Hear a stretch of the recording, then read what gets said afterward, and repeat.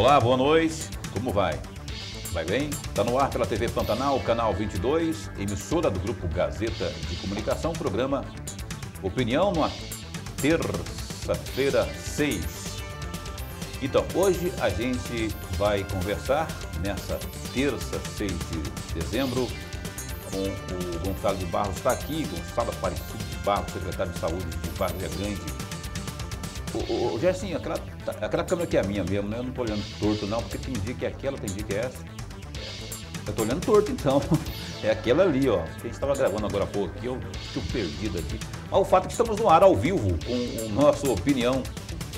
Dizia eu que uma emissora do Grupo Gazeta de Comunicação, Rede TV, satisfação em poder estar com você mais uma vez, não é? Aqui, ao vivo, sempre de segunda a sexta, com o programa Opinião. Gonçalo está aqui, Gonçalo de Barros. A saúde do município de Várzea Grande, como está? Você que é de Várzea Grande, esteja bem à vontade para interagir com a gente via WhatsApp 999322529. Tem alguma pergunta, você de Várzea Grande, alguma sugestão, alguma crítica, algum elogio? Ó, tá aí, ó, na tela, 999322529. E a gente vai repassar a sua pergunta aqui ao secretário. Mais uma vez, está gentilmente aqui, ele recebe o nosso convite e não pensa duas vezes, sempre está aqui para não falar com o Paulo Coelho nem com o Lorenberg, falar com você, telespectador, e mais especialmente com você, cidadão de Várzea Grande, que depende muito da saúde pública do município. Professor Lorenberg Alves. Boa noite. Boa noite, Paulo Coelho, e um grande abraço, mas um grande abraço a todos os nossos telespectadores, a razão maior do nosso programa. Não tem a menor dúvida disso, a você que é a razão maior do nosso programa, que está acompanhando tanto pelo canal 22, como também pela internet, pelo www.gazetadigital.com.br ou pela página no Facebook da TV Pantanal. Muito obrigado pelo carinho da sua companhia. Gonçalo de Barros. Como vai? Vai bem? Boa noite, bom tê-lo aqui. Obrigado por ter aceito, mas eu falei que era verdade mesmo. A gente chama o Gonçalo, sabe que a pasta é corrida, é muito problema para resolver. Ele entende o teor do convite do programa, que é um espaço para mostrar aquilo que tem sido feito lá. Eu já vou perguntando, nesta reta final, dezembro, como está preparada a estrutura da nossa Secretaria de Saúde de Várzea Grande para atender a população? Geralmente aumenta no fim do ano a procura, como é que está isso? Como é que está esse momento, reta final do ano, lá para a Secretaria de Saúde? Boa noite. Boa noite, Paulo. Boa noite, professor. Satisfação, obrigado pelo convite para retornar aqui nessa bancada e que nos enche de satisfação mesmo, né, de participar aqui com vocês, diante de toda a audiência, toda a seriedade do programa.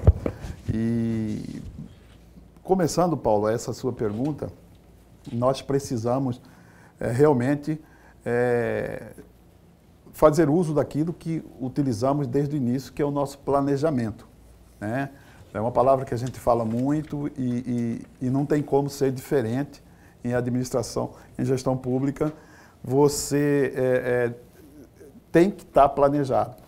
Graças a Deus, a gente conseguiu, ao longo desses 2 anos, estabelecer um cronograma de medidas, de projetos, de situações, avançando em algumas áreas e principalmente, agora precisamos cada vez mais juntar a nossa primária, secundária e terciária para poder atender toda a nossa população. Somos municípios referência, no caso,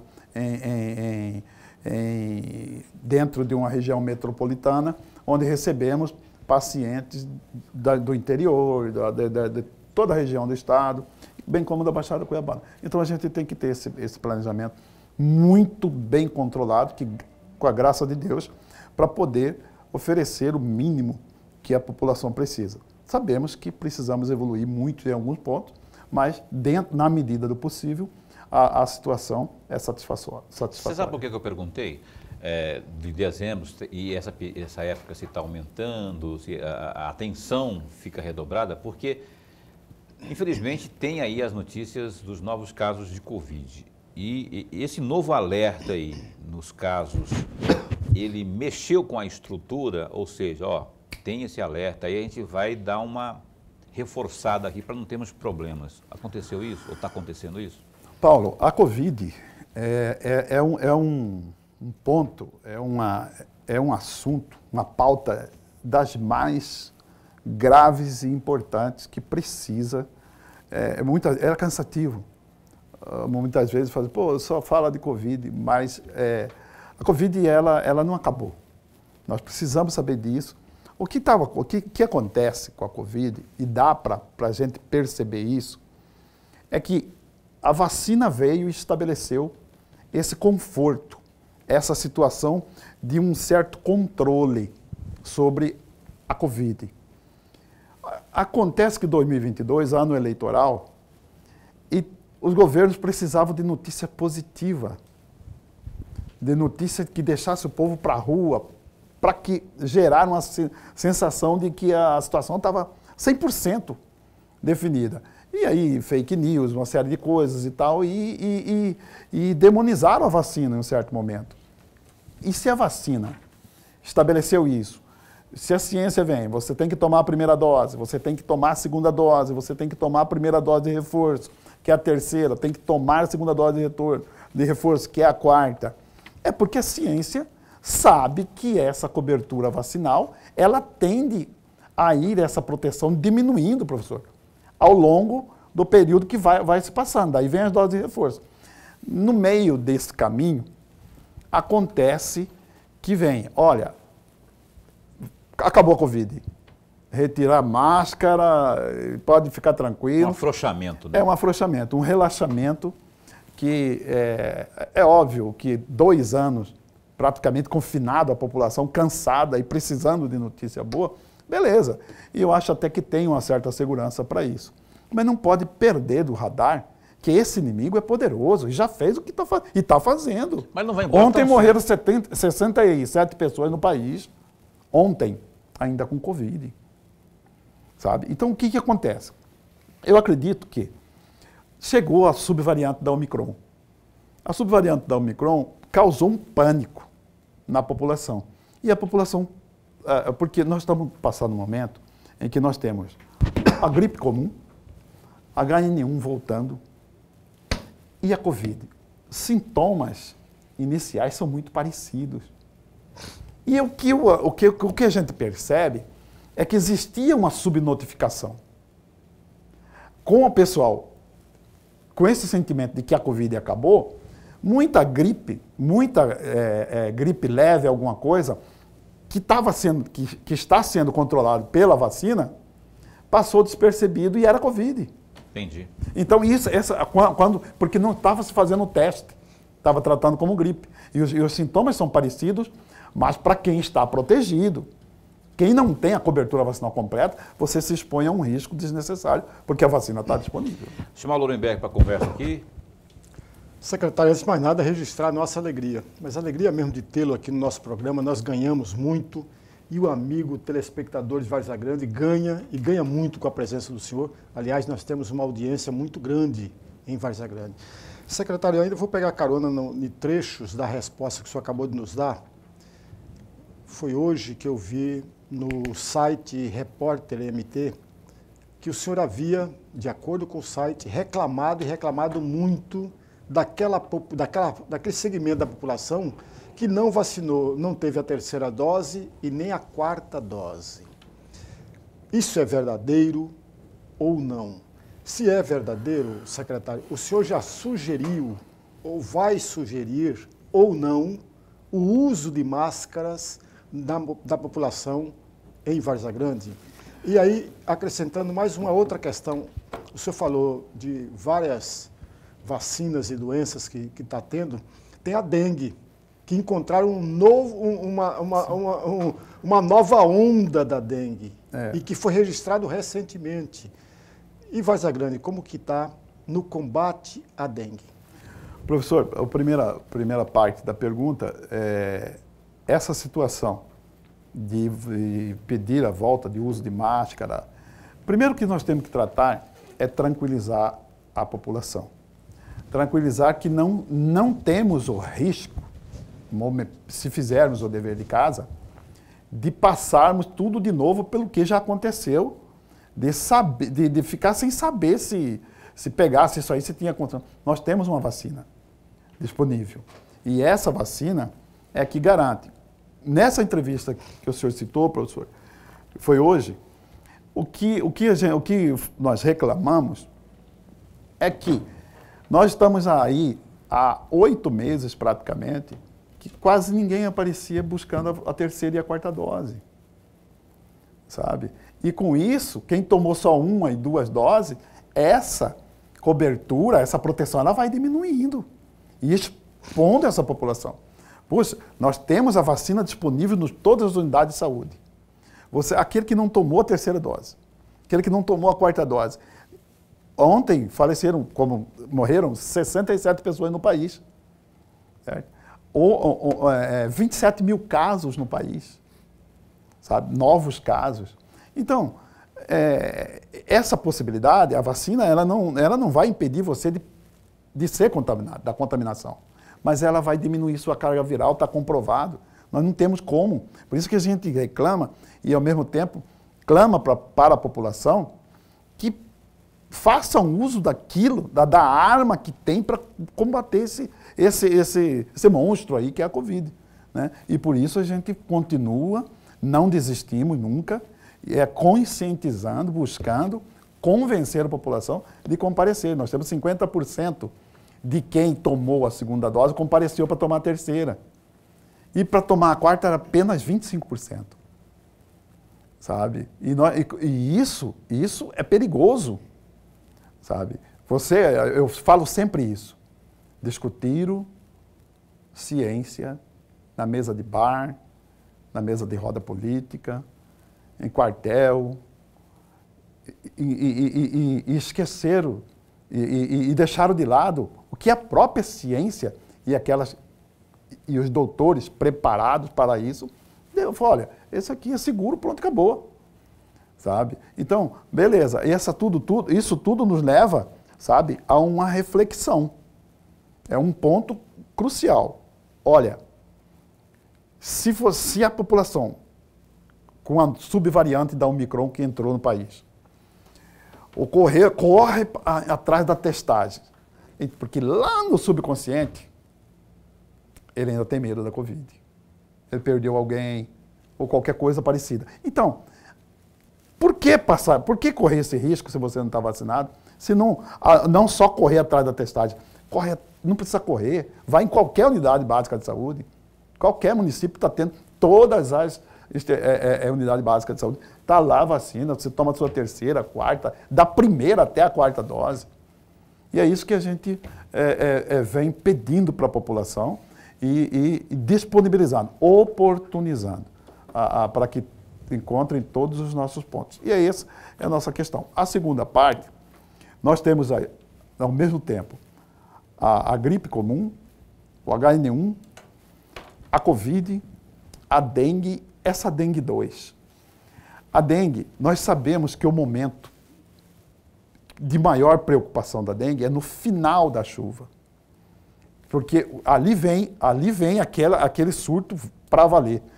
É onde que vai acabando a chuva e vai ficando aquelas águas paradas, onde é algum reservatório, alguma coisa, caixa d'água em cima, alguma coisa, terreno baldio, um pneu, alguma coisa, e ali é a proliferação. Então, nós vamos precisar fazer um trabalho muito forte nesse sentido. Nós temos a dengue, você trata preventivamente e corretivamente. E o trabalho só corretivo é muito caro e paga-se com vida. E para isso a gente tem que antecipar. Como trabalhar mais nesse sentido? Como trabalhar mais nessas questões se o trabalho de vocês não é compulsório, assim, você não tem como obrigar as pessoas, por exemplo, na questão das vacinas. Depende muito da boa vontade da população em se submeter àquilo que a gente chama de cuidado e de ações preventivas. Paulo, olha, essa questão de conscientizar, de convencer para ações preventivas, para que possamos usar menos a corretiva, né? Isso aí, nós temos a cultura nacional é de otimismo, sabe? Isso não vai acontecer comigo. Mas na hora que o bicho pega, a pessoa corre atrás. Aí, sem defender o poder público, porque eu acho que essa ação tripartite federal, estadual e municipal, no país inteiro, falhou muito com a Covid. Falhou muito. E aí, e a conta foi pesada, foi cara. Mas também tem a responsabilidade social da população. Sabe? A população, ela chegou um momento que ela não sabia em quem acreditar. Acredita-se na ciência ou acredita-se em parte da política que fala que a vacina mata, que a vacina faz você virar jacaré? Uma coisa dessa natureza aí. Então, em quem a população vai acreditar? Em que país? Onde que nós estamos? Aí chega para pensar, olha, esse país precisa de líderes, esse país precisa de seriedade. Onde morreu 700 mil pessoas, não pode ser tratado dessa maneira. Por isso estamos aqui conversando com o Gonçalo para trazer informação diretamente da fonte, aquilo que é importante você saber, especialmente você que mora em Várzea Grande, não é? E tem muitos assuntos mais para a gente abordar ainda hoje. A gente vai dar um tempo para o primeiro intervalo comercial, mas é um instante só, já já a gente retoma a entrevista aqui com o secretário de Saúde de Várzea Grande. Um instante só. Eis que estamos de volta aqui com o seu programa Opinião. Ô Caroline, tem alguma coisa agora antes do GD? Não. É o GD. Só para saber mesmo, porque aqui todo dia tem novidades, parece casa da... né? E então, o que eu quero dizer para você é que nós vamos agora acompanhar aquilo que tem de mais relevante, mais importante, que foi selecionado no Gazeta Digital, que é o www.gazetadigital.com.br. Pois é, presidente da Câmara de Cuiabá, o deputado estadual eleito vereador Juca, do Guaraná, do MDB, espera providência divina para poder tomar posse da tão sonhada cadeira na Assembleia Legislativa de Mato Grosso. O apelo ocorre principalmente porque o parlamentar aguarda o resultado do julgamento do Tribunal Superior Eleitoral, TSE, em relação aos votos congelados do ex-prefeito de Chapada dos Guimarães, o Gilberto de Mello, do PL, que teve a candidatura indeferida nas eleições de 2022. Caso a Justiça Eleitoral decida descongelar os votos recebidos por Mello, o deputado delegado Claudinei, do PL, assume a vaga que hoje é do vereador Juca do Guaraná, lá no Parlamento Estadual, em decorrência do quociente eleitoral. Aspas, acredito em Deus e na justiça brasileira que nós teremos um resultado favorável. Uma questão que vai além do delegado Claudinei e do Juca do Guaraná. É uma questão partidária, fecha aspas, disse o Juca nesta terça, dia 6. Olha, após meses de embates motivados por divergências políticas, o governo do estado e a prefeitura de Cuiabá ainda não chegaram a um consenso absoluto para destravar o asfaltamento de 11 bairros da capital. O assunto foi discutido durante a audiência de conciliação realizada nesta terça, dia 6, com a presença do presidente da Assembleia Legislativa de Mato Grosso, deputado Botelho, do União Brasil, o prefeito Emanuel Pinheiro, do MDB, o vice-prefeito José Roberto Estopa, do PV, o secretário de Infraestrutura de Mato Grosso, Marcelo Padeiro, o conselheiro do Tribunal de Contas do Estado, TCE, que não colocaram o nome dele aqui. Quem é o conselheiro? Vários conselheiros, alguns conselheiros, né? Eu li um conselheiro no singular, mas alguns conselheiros que também participaram dessa reunião lá. Portanto, meu caríssimo Lorenberg, eu não aguento mais falar sobre esse assunto, rapaz, mas como é que pode, né? Faz-se uma reunião com todos ali presentes, onde se oxigena o cérebro, permita, né, o diálogo fluir, e mesmo assim não se chega para um assunto tão elementar que é o asfaltamento da... Você chegou a argumentar esses dias aqui, mas tem que ter autorização da prefeitura, tem que ter isso, não tem o que, tem que ter o projeto, você citou isso, não foi? Mas ali está todo mundo junto, o secretário de um lado, o secretário de outro, o prefeito de um lado. Por que não se chega no consenso? É birra política? O que é isso? Meu amigo Paulo e amigo telespectador, o interesse público está fora de cogitação. Ninguém lembra do interesse público. Erra e erra grosseiramente o governador do estado de Mato Grosso e erra grosseiramente o prefeito da capital. Os dois erram. E o que é mais grave, nem no governo estadual e nem no governo municipal existe alguém com capacidade de diálogo para aproximarem as pessoas e perceber e trazer sobre a mesa o interesse coletivo. Não há isso. E aí, lembra, são 11 bairros importantes da cidade. Daqui a pouco é 2024. Cada um deles, amigos, o governador está de olho em 2024, o prefeito Emanuel Pinheiro está de olho em 24, porque 24 disputa a prefeitura de Cuiabá, como todas as prefeituras do país. É aí que está o problema. A questão não é asfaltar ou não asfaltar o bairro. A questão é trazer esses 11 bairros como troféu para conquistar e seduzir o eleitor. Por isso que o prefeito quer trazer para ele e o governador não quer deixar o prefeito tomar conta. É exatamente. 2024 está tão perto de nós. E para capitalizar depois, né? Fazer a obra para capitalizar. Vou carimbar meu nome aqui, Exatamente. Mauro Mendes, então, povo meu que vai capitalizar. Não, Emanuel Pinheiro, vai ser povo meu que vai... Essa discussão tão... E o povo como está, diria a Beth Carvalho, tá com a corda, né? Com a corda no pescoço.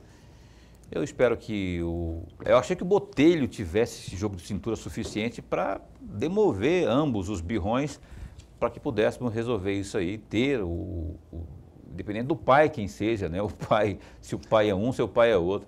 Resolve essa situação, meu amigo Paulo, simplesmente o grupo do governador não vai lançar nenhum candidato à prefeitura de Cuiabá e o grupo do Emanuel Pinheiro não vai lançar um candidato a governador. Cumprir, não adianta falar não, tem que cumprir, cumprir. Né? Resolve em 1 segundo. Resolve a pelega. Nem se o Papa fosse Cuiabá.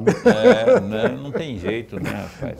É bom você ficar ligado nisso aí, quem tem uma leitura política um pouco mais aprofundada. Não precisa ter muita leitura política para perceber quem que está com a birra maior aí, não é? Quem está com a birra maior aí. Eu não vou omitir muito a opinião. O Lorenberg já comentou, eu concordo com ele.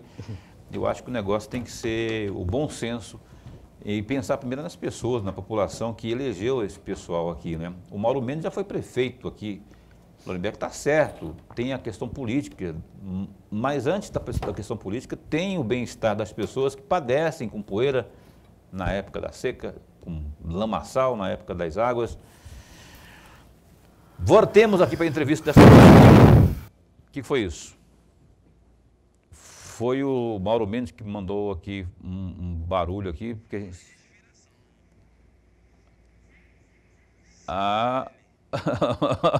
Não, eu assustei, um barulho esquisito aqui quando eu estou falando mal do prefeito, do governador, algum mandou uma bomba. Olha só, o Gonçalo está aqui, que é o secretário de saúde de Várzea Grande. Gonçalo, deixa eu aproveitar que estamos falando de Cuiabá.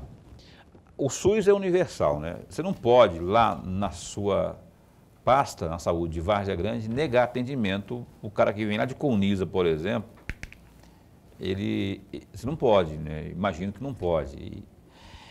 E eu queria puxar bem mais para cá de Colniza. Vamos pegar aquela cidade chamada Cuiabá. Como é que está? Como é que está a estrutura? Tem muito atendimento de Cuiabá indo buscar o sistema de saúde de Várzea Grande? Se tem, em que patamar está isso hoje? Paulo, esse assunto ele é bastante, até desagradável de tratar, mas eu agradeço a pergunta porque é importante essa questão do SUS ser universal precisa ser realmente considerado por todos, né? Não é justo.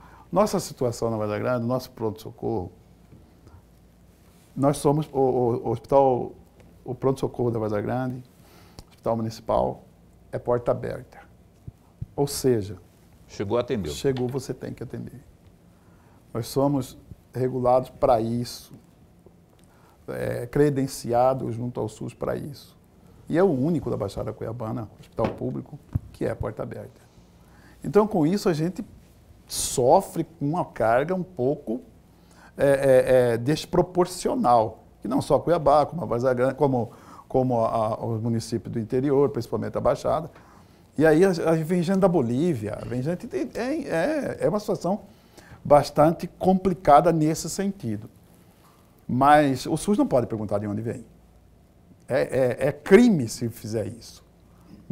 Eu já ouvi gestores dizer assim, olha, o SUS é universal, é uma pinóia, essa conversa fiada. Cada um defende o seu.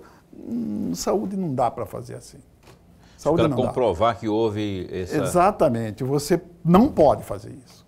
Sob pena de você condenar a uma tragédia a população que é a dona da situação, que é o principal. Agora, Cuiabá, não fugindo da sua pergunta, eu preciso responder. Nós, Vargem Grande e Cuiabá, eu costumo dizer, nós somos, não somos separadas pelo rio. O rio as unem. Então, é muito comum a população, ela faz essa troca. Cuiabá, Vargem Grande, muitos enxergam Vargem Grande como cidade fornecedora de mão de obra, onde a pessoa trabalha em Cuiabá e vai dormir na Vargem Grande. Em alguns pontos, já não é bem assim. Nós temos hoje uma situação em que há um pouco, com crescimento, alguma evolução estrutural e tal. Essa questão momentânea, neste momento, o Cuiabá passa por alguns problemas na saúde, a gente sofre com a carga. Se temos problemas na Vargem Grande, isso acontece aqui em Cuiabá também, né? A gente reconhece isso. Capital do Estado, nós recebemos 10% do que recebe de recurso a capital do Estado. Nós temos 300 mil habitantes e 2 UPAs. Cuiabá tem 700 mil habitantes e 3 UPAs. Sabe? E tem, obviamente, toda a estrutura, tudo e tal, mas nós recebemos 10% do recurso que Cuiabá recebe. Então, existe uma desproporcionalidade nessa situação, do que é Baixada Cuiabá na região metropolitana e o que é ser referenciado pelo SUS, que o município recebe para prestar o serviço. E aí tem que prestar.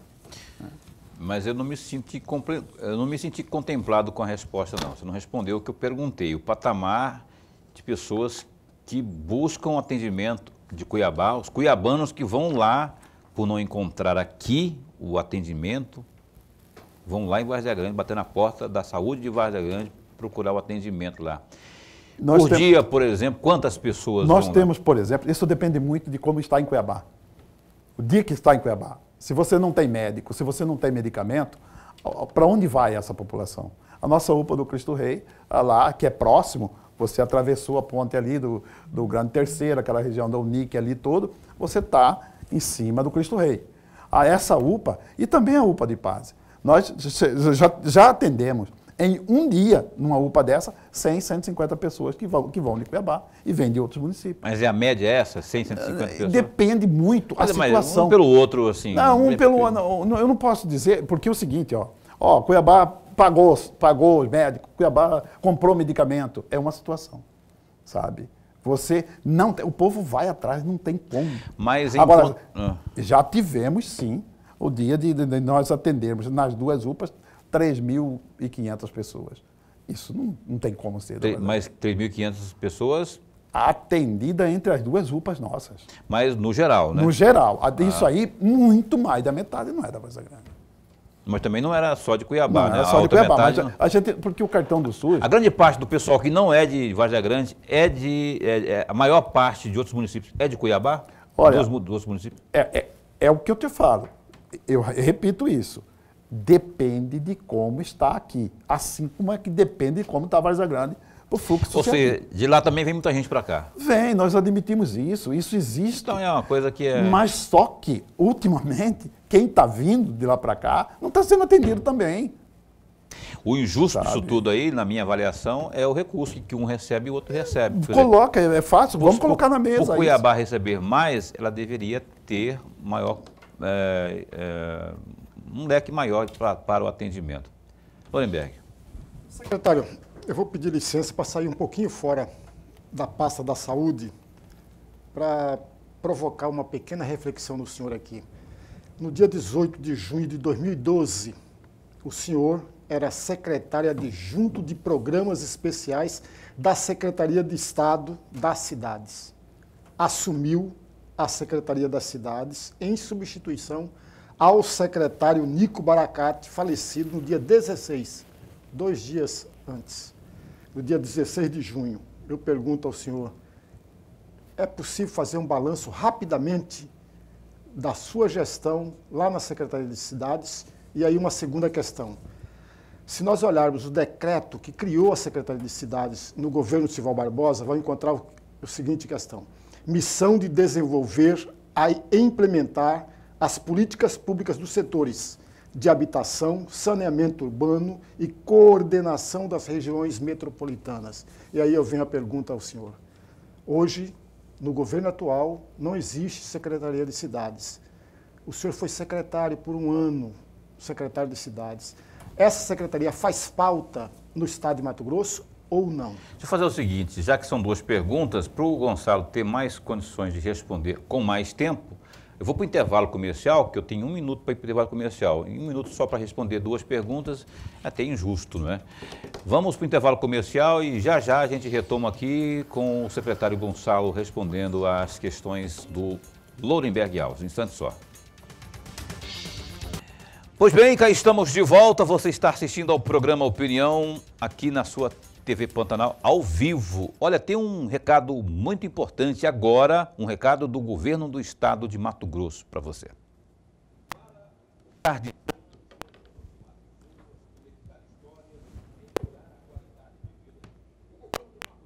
O maior pacote de infraestrutura do país.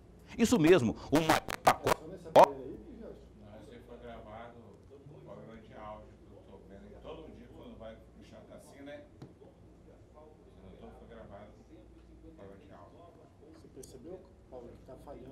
Pois é, mas eu quero saber se era um aparelho aqui.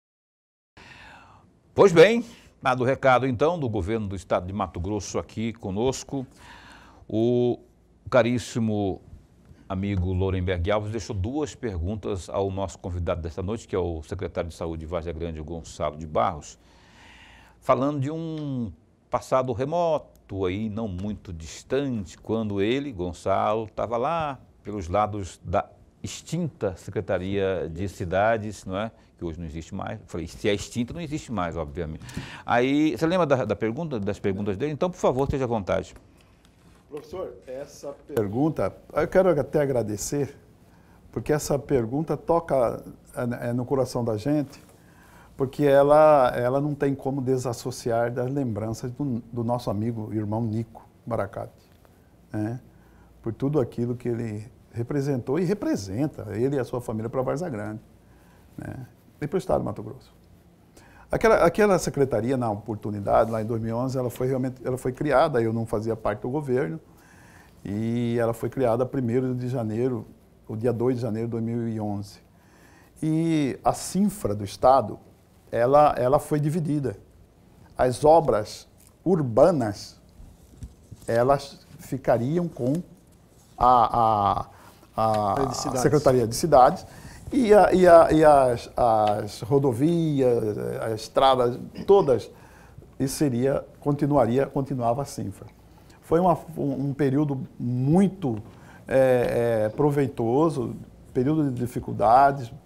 Passamos por um governo que todos conhecem a realidade, o que aconteceu, né? Mas ali ficou plantado sementes importantíssimas, principalmente na habitação, onde houve uma evolução.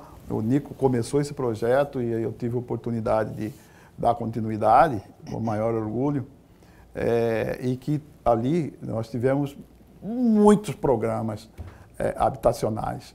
Ali passou de 30 mil unidades habitacionais, né? Acho muito importante. E também nas obras de pavimentação, convênio com as prefeituras, aquelas emendas impositivas dos deputados, tudo era via Secretaria de Cidade, para pavimentação, tudo aquilo ali criou um fluxo muito grande. E, sobretudo, também sobre a região metropolitana. Me lembro de um projeto especial que foi a retomada. Quando Cuiabá terceirizou o sistema de água, de saneamento, esgotamento, tudo em Cuiabá, ele tinha um PAC de 330 milhões. E com isso, esse dinheiro foi devolvido para o governo federal. Fizemos uma ação em cima, com a bancada federal em Brasília, via Secretaria de Cidades, justificando que a Copa viria em 2014 e que Várzea Grande era o município que mais contaminava o Pantanal Mato-Grossense, e ali conseguimos repatriar esse dinheiro para o Mato Grosso, trazendo os 330 milhões, que era para universalizar a água da Várzea Grande, que já lá em 2013 veio o dinheiro, e universalizar a água tratada na Várzea Grande e o esgotamento sanitário, deixar pelo menos com 50% de esgotamento sanitário. Isso foi uma ação dessa agência metropolitana, que foi assim, na época, foi o que tivemos, precisou fazer de argumentação no governo federal, foi envolvendo toda a bancada federal, né?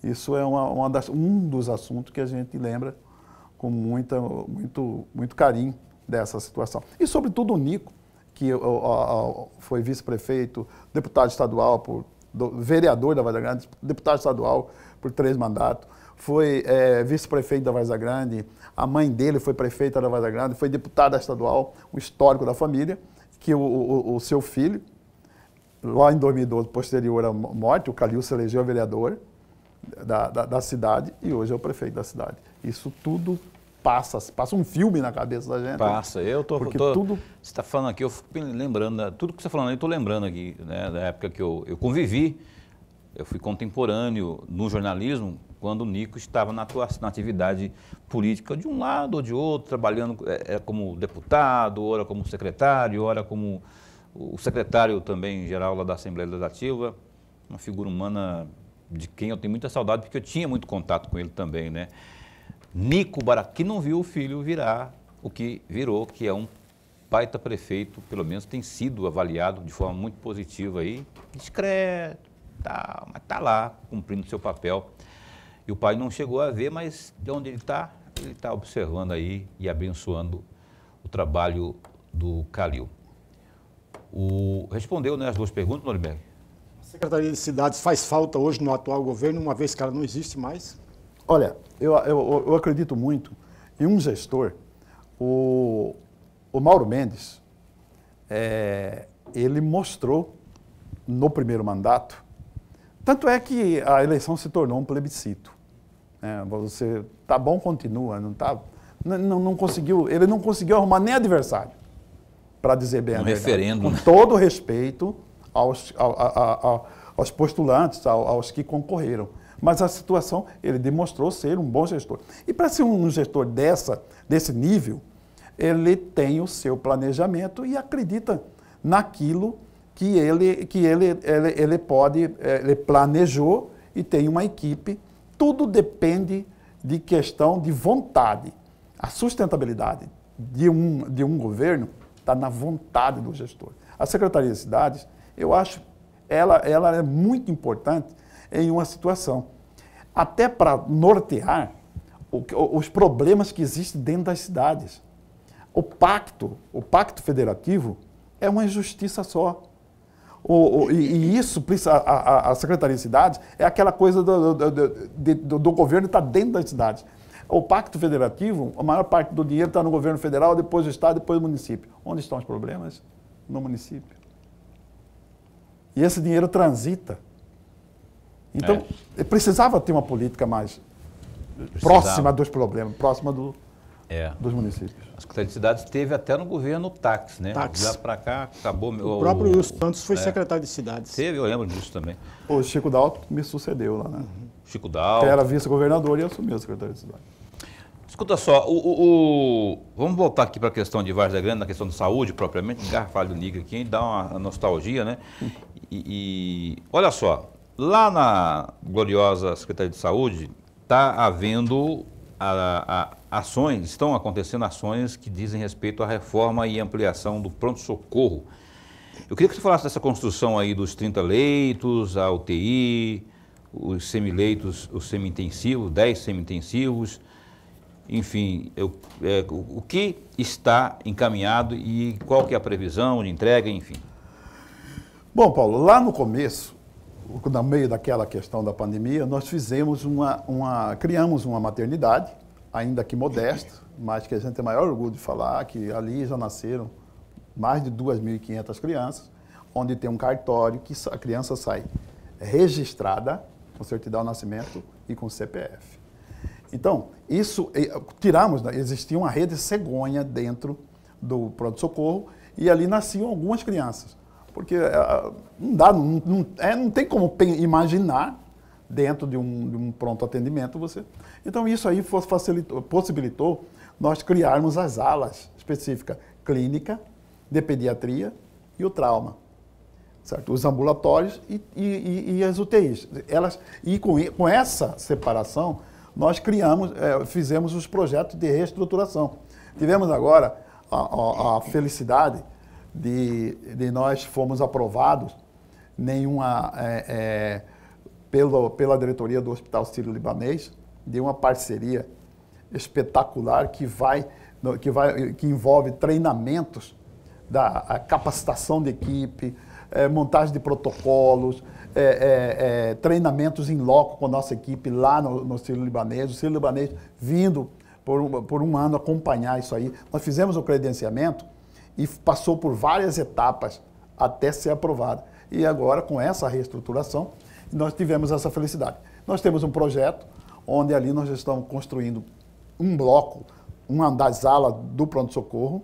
Ali serão 30 leitos de UTIs no piso superior e embaixo são toda a estrutura de UTI e com 10 semi-intensivos que nós não temos. Nós hoje criamos uma sala vermelha que funciona com 18 leitos, que funciona como semi-intensivo. E essa área, que eu imaginava, você falou assim, olha, não tem nem prédio, vai ter um pronto-socorro que tem elevador. Sim, nós vamos ter um pronto-socorro que vamos ter o piso inferior ali, toda a estruturação com recepção, com uma obra um pouco mais moderna, e aí sim, no piso de cima, essa estruturação. E nesse momento, estamos trocando todo o piso do pronto-socorro, sabe? Aquela coisa, mudando tudo, mexendo um pouco, criando, para ver se a gente mexe com a estima do cidadão. Ele precisa ser bem tratado. E não é nada demais. É obrigação. É obrigação. Se quiser, faz. Você falou aí da parceria com o Sírio-Libanês. Como é que é essa parceria aí, na verdade? Em que áreas, por exemplo, consiste essa parceria aí e custos dela também? Não, ela é gratuita para o município. Né? O que vai acontecer são os treinamentos e a montagem de protocolo em todas as áreas, que é um hospital público de funcionamento. Sabe? Isso é um avanço espetacular. Somente na primeira reunião que tivemos aí já pudemos observar isso. Né? E o que O serviço público como um todo e a saúde, que tem essa obrigação, essa necessidade de ter a sensibilidade para... Quando o munícipe, quando o cidadão precisa da saúde pública, ele chega fragilizado, cansado, com todo tipo... Então, essa preparação, esse carinho que o servidor tem que ter, ele precisa ser preparado para isso. Nós precisamos capacitar nossos servidores. E entra o Sírio-Libanês exatamente nessa, e a montagem dos protocolos, acompanhar como é que se desenvolve um hospital público de verdade, com excelência. Isso nós estamos buscando. Já estamos no segundo ano, ano passado conseguimos ir implementando também lá no pronto-socorro a residência médica.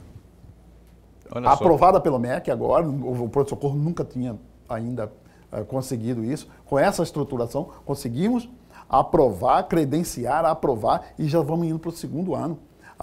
Começamos no metade do ano passado e agora já estamos indo para o segundo ano da residência médica. Professor. Secretário, em 2021, em dezembro de 2021, tivemos em Várzea Grande um surto de gripe. Como que a Secretaria, como o munícipe varzagrandense, como a Prefeitura enfrentou esse surto de gripe e a população não corre o risco de ter, de novo, um outro surto de gripe em dezembro deste ano? Ô Gonçalo, eu pedi para você responder em 1 minuto e meio para a gente zarpar, porque já está chegando a hora de caminhar para o final. Tá. Em 2021, a Covid era ainda um temor muito grande. Então, muita gente procurando com medo da Covid, sabe? Muita gente. E a Covid tinha uma contaminação maior que é hoje ainda. Não, hoje está subindo, mas não naquele nível. Então, isso contribuía muito, né? Muita gente. Então, e nas unidades, nós invertemos o protocolo com esse sistema aqui. De que maneira? Nós vamos fazer a testagem, passa pela classificação, não precisa passar pelo médico. Se tiver com algum sintoma, fará o teste de Covid, porque muitos, quando faz o teste, não é Covid, fala, não, eu quero ir embora. Você está entendendo? Então, passar a fazer o teste primeiro, se tiver sintomas, para depois passar pelo médico, caso de positivo. E com isso, esse fluxo já determinamos, como eu reuni agora com a secundária e com a primária, para a gente estabelecer esse critério, para facilitar essa testagem em todas as unidades, não somente nas UPAs, né? Essa é uma providência que nós estamos tomando para esse final de ano. Queria muito continuar, porque tem muito assunto. Várzea Grande sempre rende muitos assuntos aqui, não é? A gente não tem mais tempo, eu quero agradecer, mas a gente vai estar logo perturbando de novo aqui o senhor Gonçalo Aparecido de Barros. Hoje é dia dos Gonçalos. Você viu o Gonçalo da seleção de Portugal? O menino chamado Gonçalo. 3 gols, né? Substituindo o Cristiano Ronaldo. O Cristiano Ronaldo recebeu o castigo, foi bater boca com o técnico. O técnico falou, você pensa que você é a estrela do mundo, do futebol, e não te dou um castigo? Deixou o cara no banco, colocou um tal de Gonçalo lá, e o Gonçalo foi lá, meteu 3 gols na goleada de 6-1 contra a Suíça, aquela de quem o Brasil ganhou só por 1-0. 1-0. E o tal do Gonçalo foi lá. Até acho, Paulo, que esse Gonçalo deve ser o da Pax Nacional, que enterrou a Suíça. Esse Gonçalo aí, anota esse nome, Gonçalo. Esse menino vai dar muito o que falar, 21 anos. E segura o nome também, chamado Portugal, para as quartas de final e semifinal. Rapaz, vai dar o que falar também, que esse time de Portugal está voando, né? Gonçalo, obrigado por ter vindo, tá? Esse espaço continua sempre a postos para bem informar. Que você tenha aí com sua família aí um bom fim de ano, já proposta, estamos em dezembro, né? E Natal, Ano Novo, que seja um ano saudável na acepção da palavra e que tenhamos aí o 23 também cheio de saúde e prosperidade. Obrigado. Eu agradeço, Paulo, professor, trago aqui um abraço do prefeito Calil, trago aqui a mensagem dele de final de ano, renovando os compromissos, da preocupação com a saúde e apoio total à saúde. E eu não estou falando aqui para fazer divulgação política, de político nenhum, porque eu não faço isso. Não se precisa disso. Mas o Calil, com toda humildade, como se diz, ele tem um compromisso de resolver o problema da água da Várzea Grande. E está trabalhando para isso. E é isso que ele, nesse momento, a gente pede e tenta renovar a esperança da população. Falar esperança num momento tão crucial como esse aqui, tão difícil quanto é isso, aqui é muito complicado. Mas o Calil, ele, por tudo isso que vocês conhecem, conheceu do pai, conheceu da mãe, conheceu da avó, da mãe, de toda a família dele, de todos eles, ele tem o coração varzagrandense. A gente costuma dizer que o coração dele é informado do mapa da Várzea Grande. Porque essa guerra, a Várzea Grande, no final de 2024, você julga. Julga se ele cumpriu com a palavra ou não. Né? A população precisa esperar um pouquinho mais, mas vai se resolver. Pois é, a grande preocupação lá de Várzea Grande é a questão da água, só que há ações que estão em curso. A gente tem divulgado aqui com os secretários que vêm aqui, tanto Dai, Luiz Celso, todo mundo que vem. Falta você, viu, Calil Baracate, vir aqui de novo, falar com a gente, falar comigo não, nem com o Lodenberg, falar com a nossa população, nossa audiência e com o pessoal de Várzea Grande. Bom, é isso, Lodenberg, então a gente se encontra amanhã. Até amanhã. Amanhã com Edmundo Taques, que é a secretária adjunto lá da Secretaria que trata da questão do consumidor, do PROCON, ligado ao PROCON, ao vivo às 7h30 da noite, aqui no nosso Opinião. Se cuida, até lá, fica bem, fica com Deus também.